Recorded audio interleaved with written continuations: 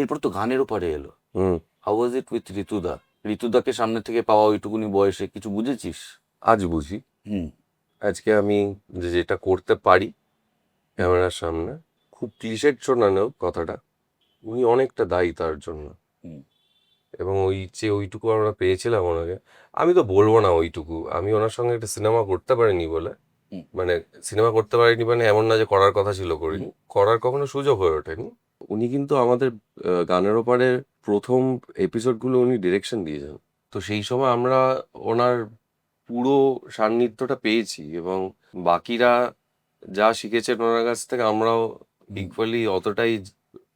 উনি তো যা দেওয়ার দিয়েছে, আমরা যতটা গ্রিপ করার করেছি সেখান থেকে অনেকটা জুড়ে উনি আছেন আমার কাজের পেছনে। এবং এটা আমি কোথাও বলি না, কারণ ওনাকে নিয়ে বলাটা না, আমি দেখেছি মানুষের কাছে ভীষণ একটা পয়েন্ট স্কোর করা হয়ে গেছে, যেহেতু উনি নেই এখন আর। তো ওইটা আমার আমার সামহাও মনে হয় আমি ওই পয়েন্টটা স্কোর করতে চাই না, তো আমি ওনাকে নিয়ে পয়েন্টটা কথা। স্কোর তখন হতো যদি তুই মিথ্যে বলতিস, কারণ এটা তো পাবলিক ডকুমেন্ট যে গানের ওপারে ওনার প্রোডাক্ট। অ্যাবসলিউটলি।